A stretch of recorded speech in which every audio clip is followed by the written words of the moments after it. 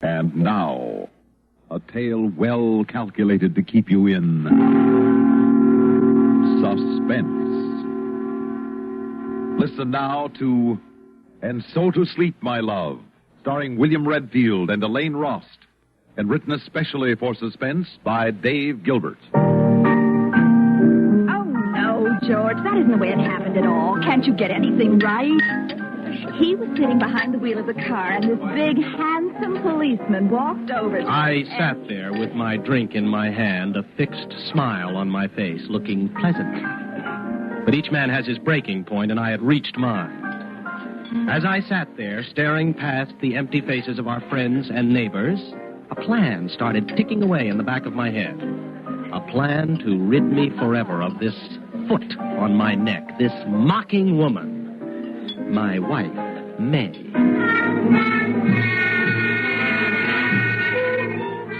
Oh, it was a shame, really. I'm sure I really loved May at one time. Oh, she had her faults, but who hasn't? I know she felt I had my share of faults because her life had been dedicated to correcting them one by one. First, I smoked cigars. Then I smoked too many cigarettes. Finally, I didn't smoke at all. So in the end, there wasn't enough of me left to love May had I wanted to, except one thing. Our rich uncle had died the year before we were married and left her an inheritance of $75,000. We used almost $15,000 to buy a house and get started in life. But the remaining $60,000 was in negotiable bonds for our declining years, she always said. Now just think of how well a man could live on $60,000 in Mexico. But would my plan work? For a man who for 8 years has amounted to nothing but failure in his wife's eyes, success was inevitable.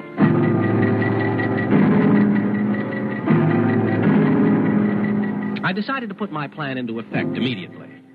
I saw Thelma Stevens go into the kitchen to fix herself a drink. Thelma is one of May's best friends. Personally, I detest the woman, but this was hardly the time to be snobbish. I followed her.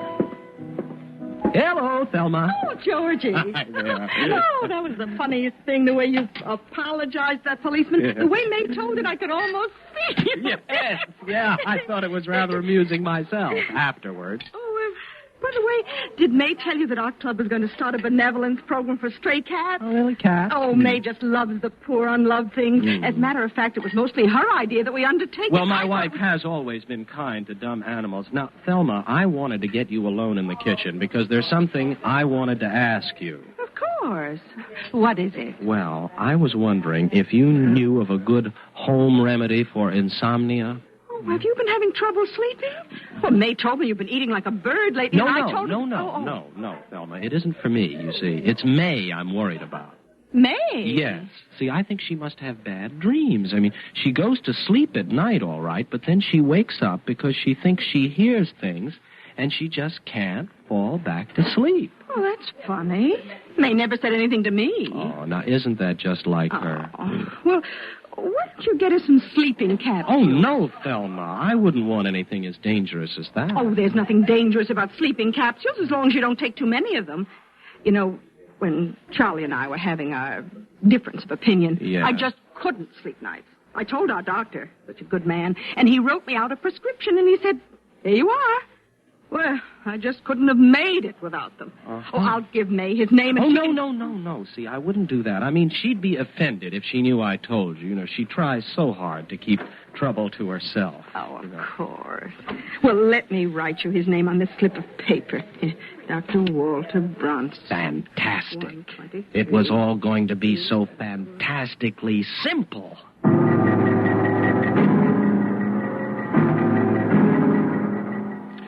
The real work started the next day. May was planning to be gone for the whole day on a field trip with her idiotic club.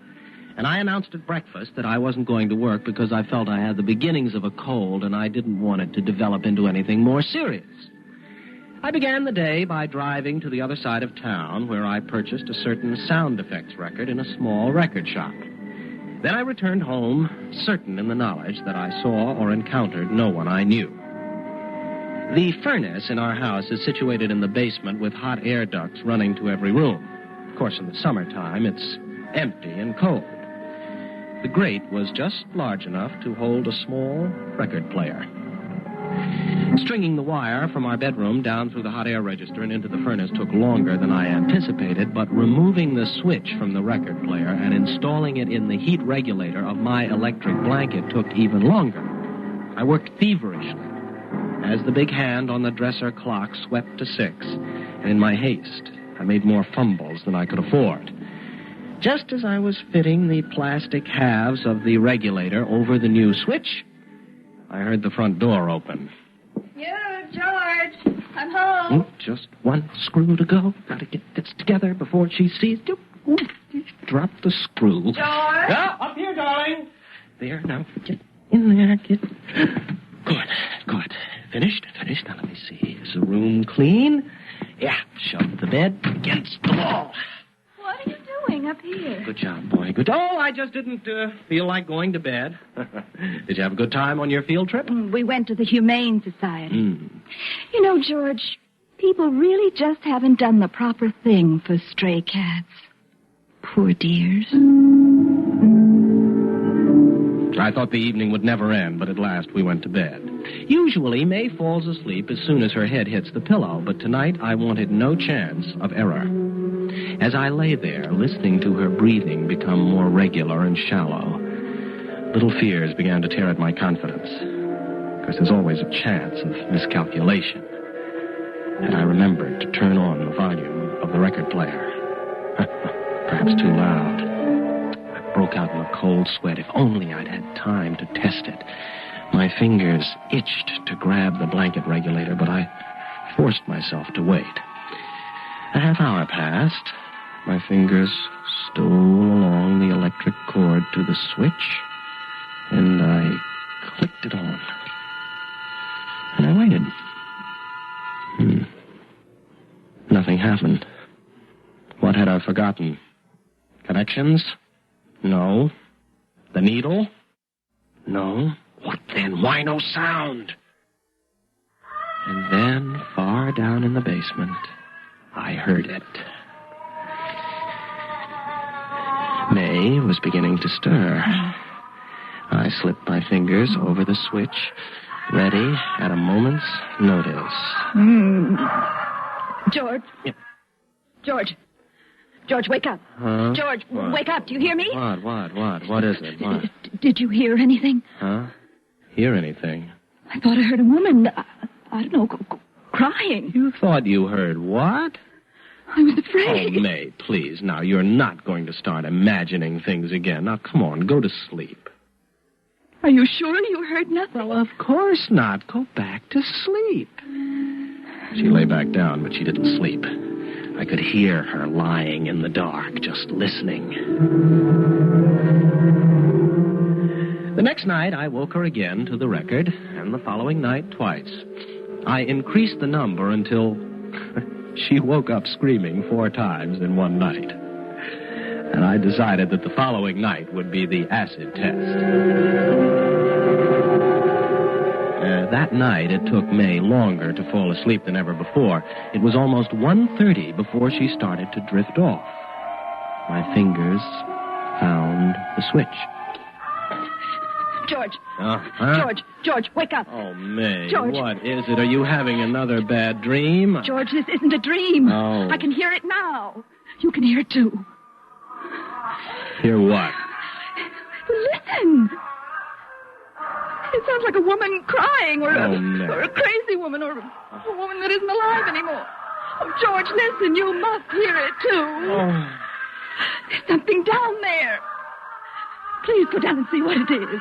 Now, May, I have given into these whims of yours too long. I absolutely refuse. Now, darling, you've had these bad dreams before. It isn't a bad dream. I'm awake, and I can hear it now.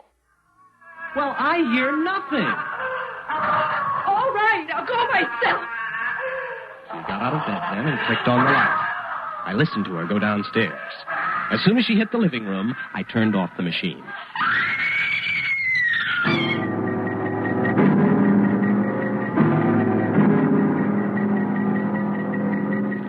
I got out of bed leisurely and went down to her.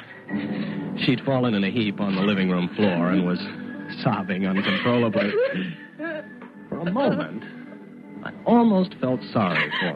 Oh, May, what's come over you, my darling? You haven't been yourself lately, and now these voices. George, I'm afraid I'm losing my mind. Well, what do you mean? I keep thinking I hear a ghost in the house of a woman with a high, crazy voice. Well, personally, May, I think there's nothing wrong with you that a good night's sleep wouldn't fix. Oh, sleep. Oh, I'd love to fall asleep. Oh. If you only knew, I haven't slept a whole night through in a week. You know, Thelma was telling me that she had insomnia once. Now, why don't you just pop over to her doctor? He'll be glad to fix you up with a prescription for sleeping pills. Yes, that's what I'll do. All I really need is a good night's sleep. Is it possible that anything could be easier? I had May begging to take out the pills in her own name. Once she got a prescription for death, I had only to see that it was filled. She came home with a bottle of pills that next night. She took one before going to bed, and I let her sleep undisturbed the whole night through. That way, she'd believe that she'd found an escape at last. After she was asleep, I also removed one pill from the bottle. On her third night of sleep, I started the treatment again. May couldn't wake up, but from her constant tossing and turning, I could tell that her nights were going to be, exhausting, haunted things. And during the day, she was haggard and depressed. Toward the end of the week, she increased the dosage to 2 pills, but I continued to remove only one. I mean, the bottle would be empty soon enough. Besides, there was still some groundwork that needed doing before my wife's untimely death. The next night, after May fell asleep.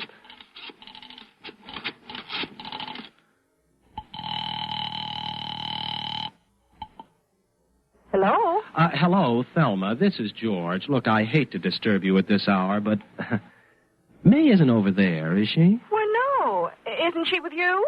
Well, no. She left the house right after dinner, and I thought she might have gone to visit you. Well, I haven't seen her all evening. Well, frankly, Thelma, I'm worried.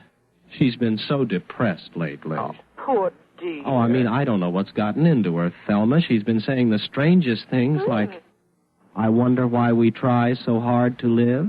Oh, no. Yes, and I wonder what it would be like to end it all.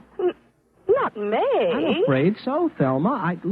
I'd try to kid her out of it, but her uncle, the one that died just before we were married, committed suicide, Oh? Yes. And I'm afraid when there's a history of it in the family. Oh, yes. Well, I had no idea. Oh, yes.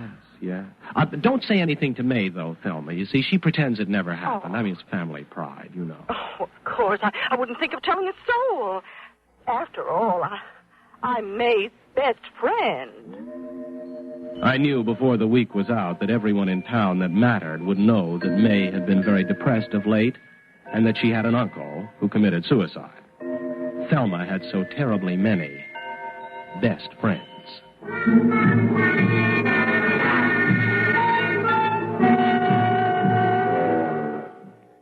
The day I'd selected for May to join her dear departed uncle would be the day she replenished her supply of sleeping tablets. On that day, she told me she was going to have it filled right after seeing her lawyer. The state had passed some new tax law, and she wanted to see if it affected her, my inheritance. When May came home that night, everything was ready. Yoo-hoo, George. I'm home. In the kitchen, May. Were you lonely without me today? Oh, a little, but I'm getting used to it. Why, George, you fixed dinner for me. No. How thoughtful. No. I just couldn't have faced fixing dinner tonight. Yes, I know. Oh, you've been so tired lately. Come on, sit down. Sit down. I wonder if those sleeping pills keep me tired. Maybe I should stop taking them. You got some more, didn't you? Of course. What makes you ask? Oh, nothing. I just don't enjoy getting up in the middle of the night either. I'm sorry, George. Oh, it's all right. But you seem more cheerful than you've been for a couple of days. Any particular reason? No. Well, I'm glad. Yeah. Are the new taxes going to affect your inheritance at all? No. The lawyer and I made sure the money will be safe. Good. Eat your soup, dear. It was all I could do to sit there and eat calmly. What if tonight, of all nights, she didn't want mushroom soup? It's impossible. It's one of her favorite dishes. Control, Georgie boy, control. That's one thing you've got to have, control. Huh. How's the mushroom soup, dear? Since I married you, you've developed into a remarkable cook. Well, it's easy when you have someone to cook for. Remarkable cook. I looked at my plate and I couldn't even see it. I was too busy seeing her spoon down her soup to the last drop, and with it the contents of more than 17 sleeping capsules.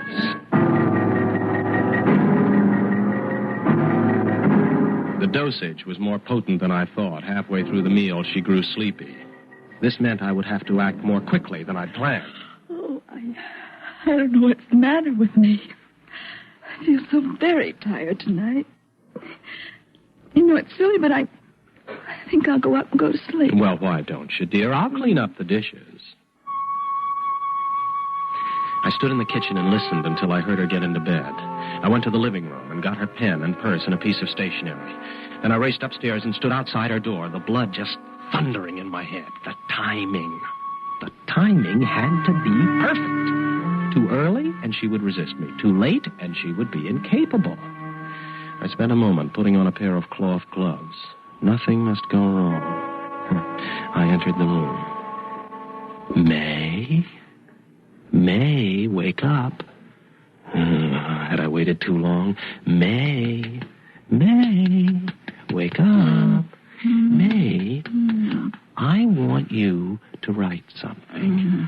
I'm tired. Wake up, May. I want you to write something. I want to go to sleep. Wonderful. That's what I want you to write, dear. Here, take this pen. Pen? Yes. Now, write. Right? Yes, write. Write, I want to go to sleep. And then you can go to sleep. Now, don't look so confused, my darling. It's all right. You can trust me. You're very tired. Hurry up and write, and then you can go to sleep. Right. Yes. I want to go to sleep. Good, that's right. Now, sign your name. Name? Yes, your name. I'm tired. Sign your name, and then I'll let you go to sleep. Yeah? Good. That's right. And so, to sleep, my love. For the second and last time in her life, my wife, May, did something I wanted her to. I folded the note in half and placed it along with a pen on the dressing table next to the bed. I fished in her purse, found the new bottle of sleeping pills, the one with her name and today's date on it, emptied 17 of them into my gloved hand, and left the rest in the bottle and put it on the night table. Then I locked the bedroom door with an aluminum key I had made. The only other key was in her purse. Then I went down to the kitchen to tidy up. Oh, it's best to work while you're waiting for someone to die. It doesn't allow you to think, you know. I washed the supper dishes and put them away. The soup things I did most carefully. The cloth gloves were burned in the fireplace with some old papers, and the ashes stirred. I was most methodical. The aluminum key and the 17 sleeping pills were chewed up and flushed away in the disposal. I sat down in the living room to enjoy a cigar I'd bought for the occasion, the first one I'd smoked in my own living room for years. I can't say that I was entirely lighthearted. It's a strange feeling to sit alone in a house where someone's dying. But I sat there and watched the long summer day darken outside my window. I tried to pass the time thinking of Mexico and the house I would buy. And what's that? Listen to the... Oh, it's nothing. It's my imagination. I had too much self-control to let my imagination ruin everything now. I picked up a book I'd never had time to finish before. Oh, there were so many things I'd intended to do with my life. Now I could do them when and how I chose. So I sat down and opened the book. Well, I could have sworn that infernal record. Could it have gotten turned on somehow? I got up and walked casually to the basement and opened the furnace door. Well, just as I thought. The phonograph was as I'd left it. But to satisfy a whim, I removed the record and broke it into several pieces and threw it into the trash can. Well, now, who would be calling at this time on a Saturday night? Well, at any rate, I knew what I'd say when I answered it. I ran upstairs. Hello. Hello. Mrs. Rogers, please. Oh, I'm very sorry. My wife is sleeping. She went to bed early about 7 o'clock and left orders not to be disturbed. Oh. Well, this is Mr. Phillips calling, her attorney. Oh, yes, Mr. Phillips. Mr. Rogers, I'm taking the family on their summer vacation tomorrow morning, and I wanted to talk to Mrs. Rogers before I left. Oh? Would you tell her that I checked into the legality of establishing a hospital for stray cats, and it can be done? Cats? Why, yes, the Rogers Memorial Hospital for Stray Cats. She came into my office and changed her will this morning. She said it was your idea. Signed over her entire inheritance to homeless cats. Cats? Yes, I think it was a marvelous gesture on your part. Not many people are concerned about the welfare of unfortunate stray animals. I went numb. I didn't know what to say or do. Burn that record! Mr. Rogers, are you there? Mr. Rogers. Control. I must get control. He mustn't suspect. Mr. Rogers, what's the matter? No, nothing. I suppose you mean that noise. I did tell you it's nothing. See, I've been experimenting with some sound effects. It sounds like a crazy woman, doesn't it? Or a sort of thing, or a ghost. I mean, it's all just a sound effect. What noise? That woman you hear, it's just a record. What woman? Oh, you're clever, aren't you? Huh? You made this phone call to try and trip me up. Cats. Now, don't pretend you can't hear it. You can't fool me. Mr. Rogers. It's not a ghost. You see what I mean? It's just a record. What record Well, thanks again, Mr. about? Phillips. I've got to go wake up May and tell her you called.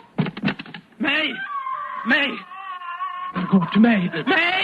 May, it's me, George. Good Lord. Cats. May, wake up, darling. It's me, George. May, the lawyer called and he said you gave all your money to a bunch of cats. Cats. May, wake up and open the door. It's just a record. Let me in, I'll turn it off. May, please, it's just a record. Oh, please wake up, May. Please wake up so I can turn it off. May, wake up and open the door. I can't stand it. Please, May, please wake up.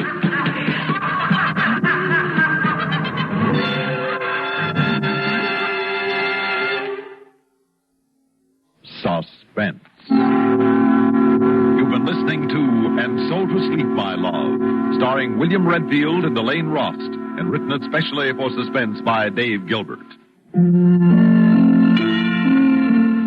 Suspense is produced and directed by Bruno Zerato Jr., music supervision by Ethel Huber. Featured in tonight's story were Bryna Rayburn as Thelma Stevens and Bernard Lenroe as Mr. Phillips. The wailing and laughing voice was created by Abby Lewis. Listen again next week when we return with Yuletide Miracle, written by John Robert. Another tale well calculated to keep you in suspense.